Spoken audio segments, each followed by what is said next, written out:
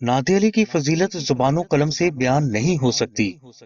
اس دعا مبارکہ کی فضیلت کے حوالے سے ہم نے بزرگوں سے یہ سنا ہے کہ اگر دنیا میں موجود تمام درختوں کی شاخوں کو چھوٹی چھوٹی قلمیں بنا دیا جائے اور تمام سمندروں کے پانی کو سیاہی مان کر اس سے تمام انسان، جنات، فرشتے، چرند پرند اور حشرات مل کر دعائے نعت علی کی فضیلت تحریر کریں اور قیامت تک کرتے رہیں تو بھی دعائے نعت علی کے ایک جز کی فضیلت تحریر یا بیان نہیں ہو سکے گی۔ اور اس دعا مبارکہ کی اللہ کی بارگاہ سے اپنی ہر حاجت حاصل کرنے کے حوالے سے بزرگ یہ فرماتے ہیں کہ سورج مشرق کی بجائے مغرب سے تو نکل سکتا ہے، مگر ایسا کبھی نہیں ہو سکتا کہ جو فرد محبت سے نعت علی پڑھے اور اسے اس کی حاجات حاصل نہ ہو۔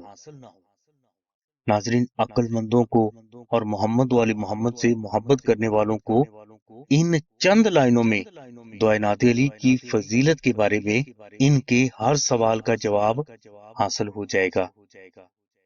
ہماری دعا ہے کہ اللہ تبارک و تعالیٰ کی ذات محمد والی محمد کے صدقہ میں آپ کو مولا پنجتن پاک کی اور بھی محبت عطا فرمائے اور اسی محبت میں ہمیں دعائے نعت علی پڑھنے کی توفیق بھی عطا فرمائے۔ آمین ثم آمین یا رب العالمین۔ الحمد للہ رب العالمین۔